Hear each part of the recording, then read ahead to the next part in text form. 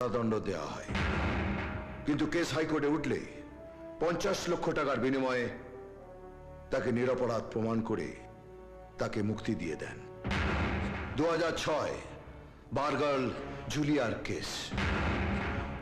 বারের মধ্যে শিল্পপতি চন্দ্র ঘোষের ছিল আর তার বন্ধুরা তাকে গ্যাংরেপ করে।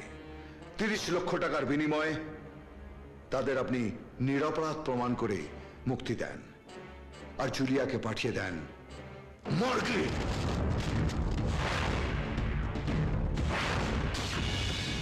30 লাখ আছে, রায় যেন আমার পক্ষে যায়। রেপটাই যখন আটকাতে পারেননি, তখন আর সেটা নিয়ে জল ঘোলা করে কি লাভ? বরং সেটা থেকে ফায়দা তোলার চেষ্টা করুন। কেসটা উইথড্র করে নিন, 10 লাখ টাকা দেব। আমি ওদের শেষ দেখেই ছাড়বো। আপনি এই কেসটা জিততে পারবেন না, কারণ এই কেসটা হাতে নিয়েছি আমি, প্রকাশ চৌধুরী। আর আমার হাতের রেখায় হারের কোনো দাগ নেই।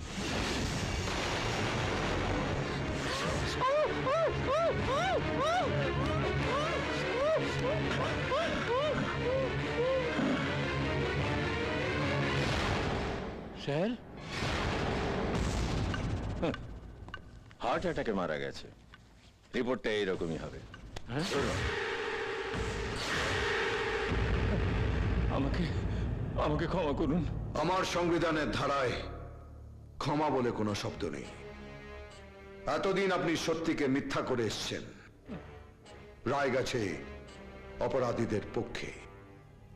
এবার থেকে প্রত্যেকটা রায় যাবে অপরাধীদের বিপক্ষে।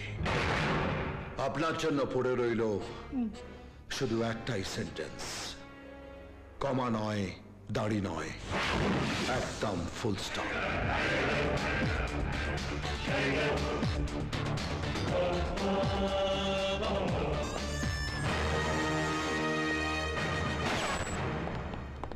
আমি সোজাসুজি একটা কথা আপনাদের কাছ থেকে জানতে চাই, আপনারা সব আছেন কিসের জন্যে? একের পর এক খুন হয়ে যাচ্ছে। যারা খুন হয়েছে তারা সব এক একজন দুর্নীতিগ্রস্ত লোক, কিন্তু পুলিশ জানতে পারছে তারা খুন হয়ে যাবার পর অপরাধীদের শাস্তি দেওয়ার দায় পুলিশের।